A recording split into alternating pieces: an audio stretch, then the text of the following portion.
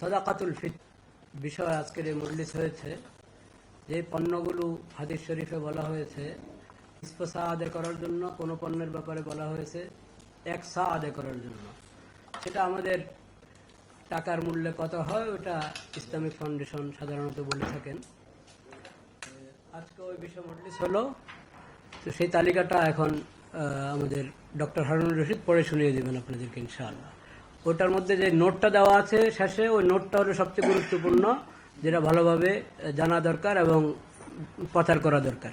1447 হিজরি 2026 খ্রিস্টাব্দ সালের সাদাকাতুল ফিতর হার নির্ধারণ সংক্রান্ত সভার সিদ্ধান্ত।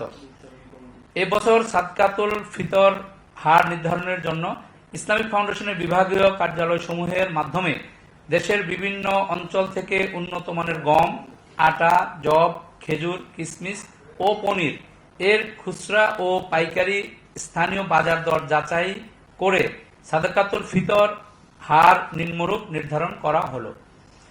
গম বা আটা দ্বারা সাদাকাতুল ফিতর আদায় করলে তা হবে অর্ধ সা বা 1 কেজি 650 গ্রাম।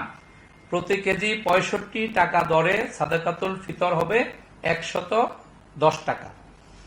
জব দ্বারা সাদাকাতুল ফিতর আদায় করলে তা হবে 1 সা বা 3 কেজি 300 গ্রাম।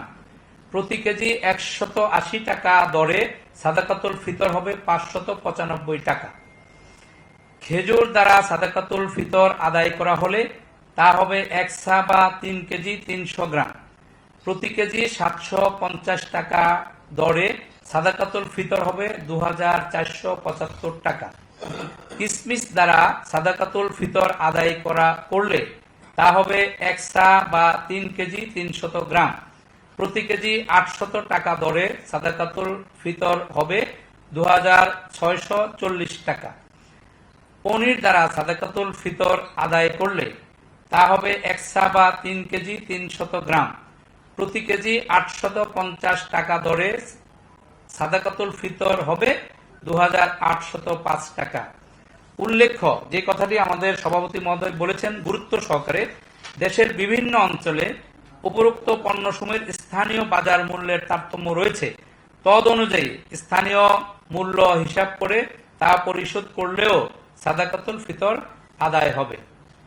মুফতি মোহাম্মদ আব্দুল মালেক, খতিব, বাইতুল মোকাররম জাতীয় মসজিদ ও সভাপতি, জাতীয় সাদাকাতুল ফিতর নির্ধারণ কমিটি।